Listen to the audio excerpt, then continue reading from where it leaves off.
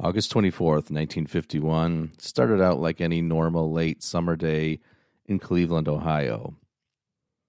Beverly Potts had left her house at 11304 Lynette Avenue after dinner that Friday. With her next-door neighbor, 11-year-old Patricia Swing, who is usually called Patsy, Beverly headed for nearby Halloran Park on West 117th Street, where a variety show known as the Show Wagon was performing. Before the night was over, Beverly would go missing, and a frantic city would soon search for her.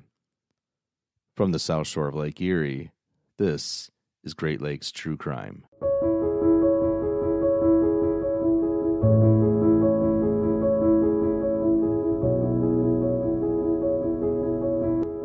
As a reminder, to help out the show, please subscribe, share, and leave us a 5-star review. That really helps us get noticed in this super crowded podcast world. Beverly Rose Potts was born to Robert and Elizabeth Potts in 1941 in Cleveland, Ohio. Robert worked as a union stagehand at the Allen Theater in downtown Cleveland, which is now a part of the Playhouse Square Foundation. Elizabeth Potts was an immigrant from Hungary who worked as a dancer and a singer. The two met at the theater in 1924. After nearly 5 years of marriage, when Robert and Elizabeth were both 29 years of age, the couple gave birth to their daughter, Anita. They bought a home on Lynette Avenue near Halloran Park on Cleveland's west side. In 1941, when Anita was 12 years old, Elizabeth found out that she was pregnant again. She and Robert were both 41, which at the time was considered an advanced age to have a child. But the Potts were elated to welcome a new addition to their family, a girl they named Beverly, even referring to her as their miracle child. In 1951, when Beverly was 10 years old, she was due to start 5th grade in September. Aside from the 4 Potts family members, one of Elizabeth's cousins, Betty Morbido, was living at their house. Anita had just moved back home after graduating from Notre Dame College on the east side of Cleveland. Anita was working full-time at a cash register company, Elizabeth was a stay-at-home mom, and Robert was still working at the theater. Best friends Beverly and Patsy left their houses on the west side of Cleveland on August 24th, 1951, to see a show wagon production at nearby Halloran Park. A show wagon was an old-fashioned, sort of vaudevillian variety show that would be presented on a 2-week tour of city parks. The entertainment was mostly provided by local children and teens, with the occasional adult act mixed in. These were low-tech productions staged on the bed of a truck. This particular show wagon was sponsored by the Cleveland Parks Department and the Cleveland Press, one of 3 major daily newspapers in Cleveland at the time. Beverly Potts and Patsy Swing had been best friends ever since the Swing family moved from Lockport, New York, to their Lynette Avenue house next door to the Potts family. Patsy was 4 years old when her family moved to Cleveland, and Beverly was 3. Although Patsy was a year older and a year ahead in school, Beverly was actually a little taller, and the two got along great. They would play together nearly every day, and on most Saturdays, they would attend a matinee movie at the nearby Variety Theater. Patsy would later tell a reporter that they preferred comedies rather than the cowboy movies that were so popular at the time. That night, the Potts family finished supper around 6:30 p.m. Getting ready for her trip to the park, Beverly put on a blue jacket over her reddish-pink turtleneck and wore denim blue jeans. Although Halloran Park would only be a 5 to 7 minute walk from their homes, Patsy and Beverly rode their bikes and arrived at the park at around 7 p.m. for the 8 p.m. show. It was estimated that there were up to 1,500 people in attendance at the show wagon, although the two girls didn't see many people that they knew. Because of the large crowd, the girls' bicycles proved to be too much trouble to maneuver through the crowd. So at about 8:10 p.m., they rode their bikes back to their respective houses, left them in their garages, and planned to walk back to the park. The sun set that night around the time that the girls got to their houses with their bikes. At that point, Margaret Swing called for Patsy to come in for the night, but she protested, saying that Beverly's mom was allowing her to go back to the park. So Margaret relented and agreed to let Patsy go back to see the show wagon, with the condition that she had to be back home before dark. It's likely that Beverly's mother allowed her to go back to the park under the assumption that the two girls would stay with each other the entire time that they were out. In any case, the decision to let Beverly stay at the park until the show ended was one that would haunt her mother, Elizabeth Potts, for the rest of her life. Just a day before the show wagon event, Elizabeth had forbidden Beverly to go to the park for 2 weeks as punishment for losing track of time and coming home way too late after playing in the park with her cousin. But because the show wagon was at the park, Elizabeth relented this one day. It didn't seem like too much of a stretch to allow Beverly this one exception, as other than sometimes losing track of time, she was typically an obedient, well-behaved child. As the daughter of a vaudevillian performer, again, her father worked at the Allen Theater in downtown Cleveland, she also loved music and dancing, even playing the cello in the school orchestra. So that night, the two girls arrived back at Halloran Park around 8:30 p.m. As it got darker outside, the atmosphere across the large crowd was described as being mostly in a happy mood, even jovial according to one account, but there were some ominous undercurrents from time to time. In one example, there was a report of an unshaven man, which is normal today but out of the ordinary back then, slowly cruising around the park in his car, which was described as a black Dodge Coupe. In another incident, an off-duty Cleveland police officer noticed two young men, estimated to be between 17 and 20 years old, checking out much younger girls at the park. The two men wandered behind the stage and basically disappeared. There were several other reports of men acting creepy, which is especially alarming considering all the children in attendance that night. At around 8:45 p.m., Patsy had started to get bored and suggested to Beverly that they head home, remembering that her mother wanted her home by dark. Beverly, on the other hand, was totally entranced by the entertainment. She told Patsy that she wanted to stay until the end, but not to worry as she'd only be a few minutes behind. Although Patsy pleaded for Beverly to walk home with her, the two parted ways at that point. The performances ended between 9:30 and 9:45 that night, and the stage lights that illuminated the park were turned off immediately, leaving the area very dark. Adding to the darkness in the area was the mature tree canopy along the city streets, which was so thick that the streetlights barely reached the sidewalks. A police cruiser with two officers inside sat at the park until the stage was completely packed up, around 10:20 p.m., with the officers not noticing anything suspicious. Back at the Potts household, it was 10 p.m. and Beverly was still not home. Her parents, Robert and Elizabeth, and her sister Anita began to worry about her. They watched out the front windows for her, gazing toward West 117th Street to see if she was on her way. They thought perhaps she was at Patsy's house. So Anita called the Swift house to see if Beverly was there, but she was told that Patsy had been home for an hour without Beverly.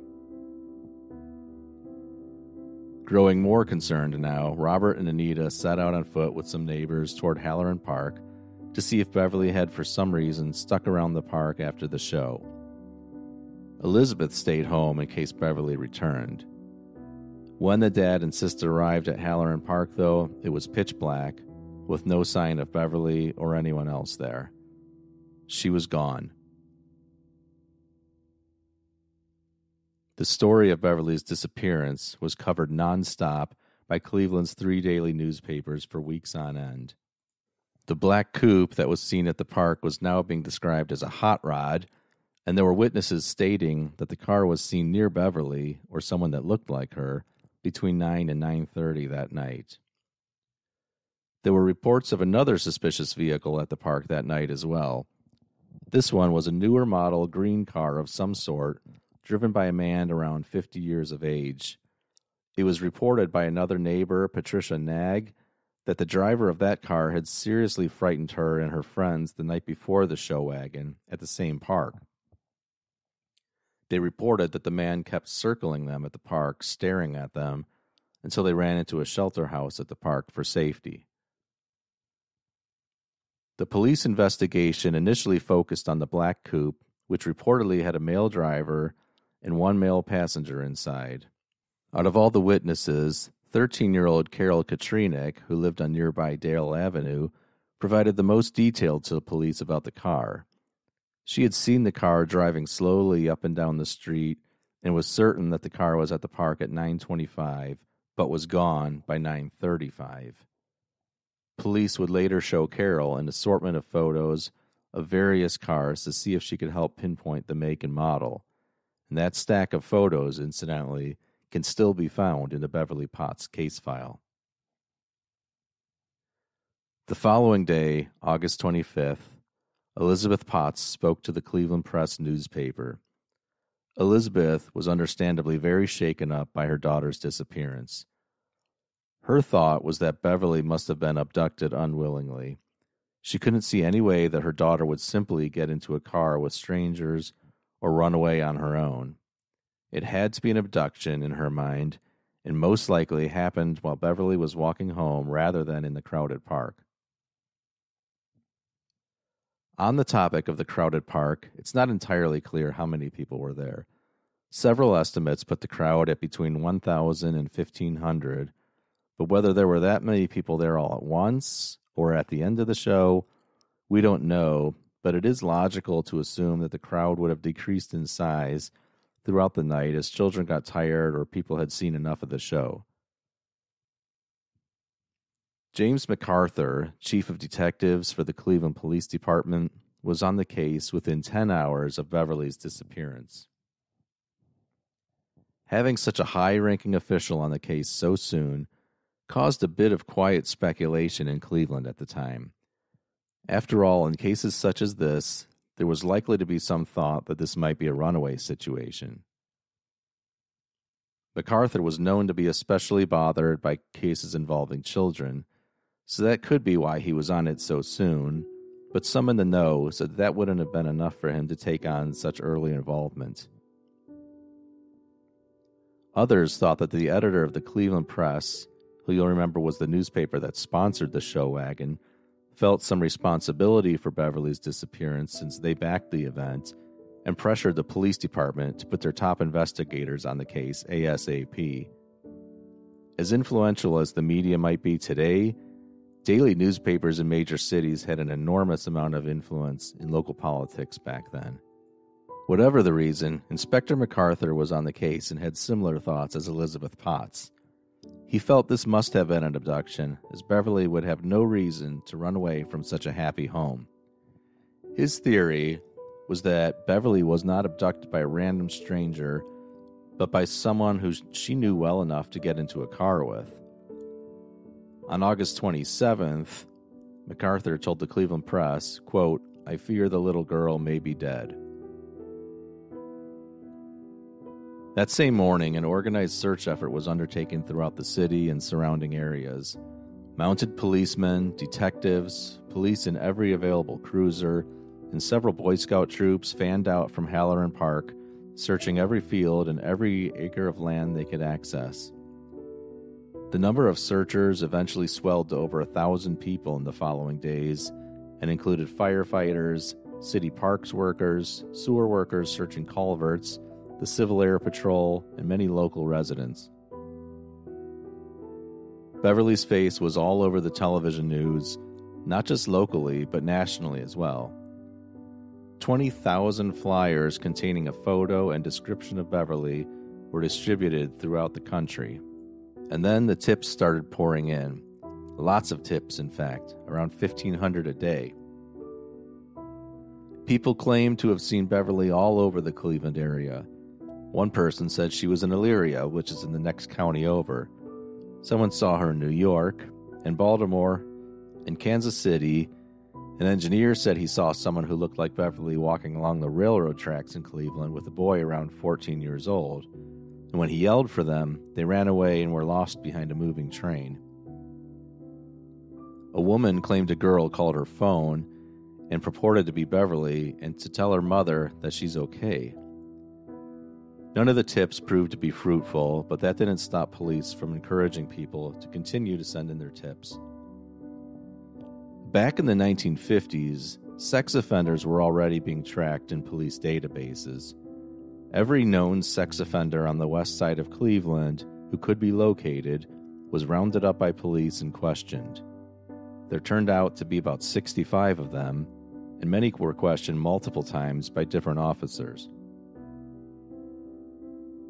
By Sunday, August 26, exhaustion began to set in for both the police and Beverly's family, none of whom had slept since she went missing. Curious crowds of people began to line up the street near Beverly's home, which forced police to close off the block. The family's phone was disconnected because of cruel prank calls they had been receiving at all hours of the night. MacArthur appealed to the parents of young girls to not dress them in pink shirts and blue jeans, which was what Beverly was wearing when she disappeared, because so many reports were coming in that Beverly had been seen. Police even questioned all 400 students at Beverly's school, with no real information uncovered. 8 days after Beverly went missing, the Potts family issued a statement. It read, quote, "We have finally come to the realization that we will never see our Beverly alive again. We urge whoever did this terrible thing to write or telephone us, or the police, the location of Beverly's body so that we can reclaim it and give her a decent Christian burial." End quote. The whole ordeal was especially taxing on Elizabeth Potts, who fell into deep despair and cried nearly nonstop for days on end. She couldn't bear thinking of her daughter out there not being fed and not being cared for properly. She wished over and over that she had taught Beverly to be cautious around women as well as men. She eventually became convinced that Beverly was lured away by a woman or a couple, and that theory is fairly prevalent to this day, in fact. Rewards for information on Beverly's disappearance began to be offered less than a week after she went missing. The Stagehands Union, of which Robert Potts was a board member, was the first to offer a reward. It was for $1,500, but would later grow to $8,000, which is equivalent to over $15,000 US today. Police picked up suspects from as far away as Columbus, Ohio. Investigators refused to give up the search, appealing to everybody who had been at Halloran Park on that night to call police to arrange an interview. A strand of blonde hair similar to Beverly's sent 36 searchers sifting through a site in nearby Parma, Ohio, in an area described as a hot rodder playground. Amateur detectives prowled Halloran Park, looking for clues and surreptitiously eyeing each other. Over time, there were many suspects looked at in Beverly's disappearance. There were some weird admissions of guilt as well. On November 9th, 1951, a little over 2 months after the disappearance, an anonymous man called Robert Potts at his job and demanded to know why the Potts phone number was no longer working. Then the caller made a ransom demand, but only on the condition that the Potts home phone number be reconnected. So the phone was reconnected, and several days later, a man called the home and set up a money drop, promising to release Beverly in exchange for $25,000. He claimed that Beverly was very sick, but still alive. A few days later, a police officer dressed up as Elizabeth Potts and prepared to do the money drop in exchange for Beverly, but the would-be kidnapper sensed that something was up and tried to flee the area. Police apprehended him, and they found that his name was Frank Dale Davis. Davis admitted that he wasn't a kidnapper, but rather just a sleazy opportunist looking for cash to pay off his debts. Davis would later be convicted of fraud and sentenced to 5 years in prison for that. A subsequent investigation, though, showed that he had nothing to do with Beverly's disappearance. About 1 month after the ransom request, an even stranger incident occurred. A man who called himself Tom called Lester Swing, the father of Beverly's best friend Patsy, and claimed that he had Beverly. Tom said that he had hit Beverly with his car in August, and thinking she was dead, he put her in the car to dispose of the body.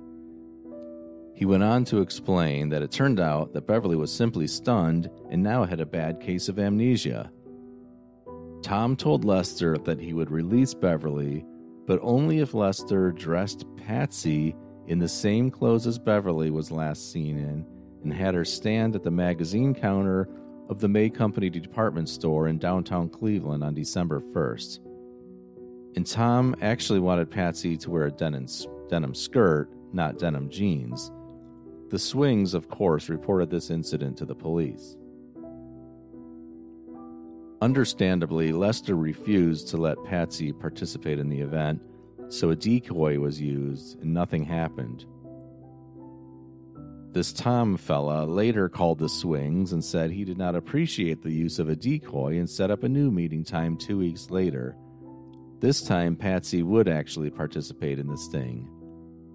On December 15th, while Patsy stood in the store alone, police pounced on a man lurking in the area watching her. The man, named Stephen Tyacote, admitted to making the phone calls to the Swings, but could not explain why. He had obviously lied and did not have Beverly, and he was later cleared of any involvement in Beverly's case, although he was not cleared of being a creepy perv. Gradually, the case disappeared from the headlines, but its impacts were long-lasting. Parents continued to accompany their children to playgrounds and warn them to be home by dark. Years later, even decades later, tips were still coming in and police investigated them. And we know that MacArthur never gave up on the case. An August 1955 newspaper article, written 4 years after the disappearance, reported that he was still constantly following up on tips. Attacks on children in other states garnered his immediate attention.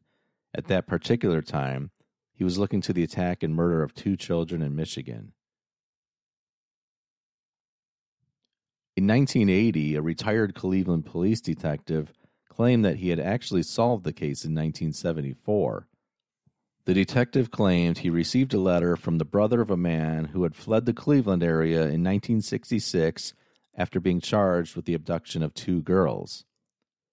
The writer of the letter stated that his brother had confessed to kidnapping Beverly. When investigators interviewed the brother, he confessed to abducting and murdering Beverly, but the district attorney refused to prosecute him for lack of evidence. This story has not been confirmed by police, though. Another suspect that police looked at was William Henry Redmond, a carnival worker from Conneaut, Ohio, who died in 1992. Redmond had a long record of molesting children beginning when he was only 13. In January 1988, Redmond was indicted in the 1951 strangulation death of 8-year-old Jane Marie Altoff. Jane attended a carnival in Trainer, Pennsylvania, when she was abducted and killed by Redmond, who worked as a Ferris wheel assembler and operator. Police noted that at the time of Beverly's disappearance, there were 2 carnivals near Halloran Park that included Ferris wheels. Redmond was awaiting trial for the murder of Jane when he died in prison. He allegedly told a cellmate there that he had killed 3 other girls as well as Jane Altoff. He didn't mention Beverly specifically, but there was enough there to consider him a strong suspect. In 1994, a letter was discovered under the staircase carpet of a house on the west side of Cleveland. The handwritten letter was written in March 1960 by a woman who had recently moved out of the house to live with her son in Bates City, Missouri. In the letter, the woman states that her husband killed Beverly. It goes on to say how he murdered her and what he did to cover his tracks. She wrote that she caught her husband burning Beverly's body in a coal-burning furnace in the basement of their house, and that he buried her remains and clothes in a garden. The woman divorced her husband in 1955, 5 years before she wrote the letter. He later remarried and moved out of state, dying in Florida in 1981. Police used real estate records to identify and track down the letter writer, who turned out to be a woman named Anna, who was 83 years old at the time. At first, she refused to talk to the police by phone, as she was upset by the amount of media attention she was getting because of the discovery of the letter. But eventually, Anna did speak to homicide detectives and admitted to writing the letter, but she said it was all fictitious. She claimed to have written it as a fantasy revenge against her husband, Stephen, because he was abusive toward her. Another potential break in the case came in the summer of 2000 when Cleveland's Plain Dealer newspaper received an unsigned letter confessing to the killing. The letter was forwarded to Cleveland police, and over the next year, the newspaper received 3 more letters from the same writer. 2 of those letters included some alleged details of Beverly's abduction and death. The third of 4 letters said that the letter writer would turn himself in at Halloran Park at noon on the 50th anniversary of the abduction. Quote, 50 years is long enough to live with what I've done, unquote, was the explanation in the letter. But rather than a surrender, the anniversary produced only one last letter, and in that final letter, the writer said he had to go to a nursing home and thus could not keep his promise to reveal his identity. Authorities launched an extensive investigation to identify the author of those letters, but they were not able to conclude anything other than that the letters were written by the same person and that their author was probably an elderly man. It's important to note, and frustrating at the same time, that many investigators believe that the correspondence was genuine and that the writer actually was Beverly's abductor and murderer. In 2015, Crime Stoppers received an anonymous telephone call in which the caller provided information about a possible suspect in Beverly's disappearance. Police found the information both intriguing and credible enough to follow up on, but they needed more details in order to do so. A public plea was put out for the person to call back with more information, and the standard Crime Stoppers reward was increased from the standard $1,500 to $2,500, but the caller never followed up.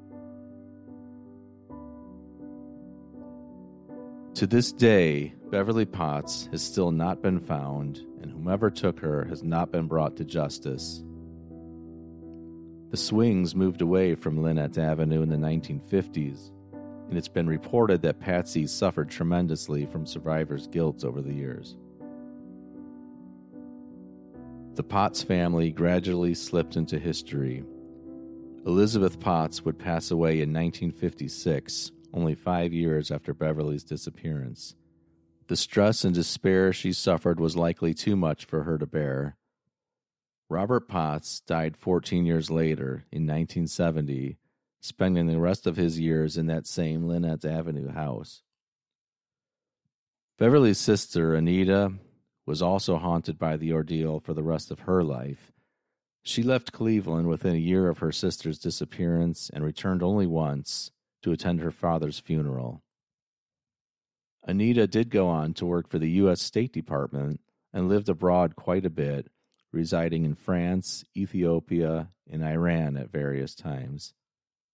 Anita married Robert Georges, a U.S. Marine, with whom she had 3 children.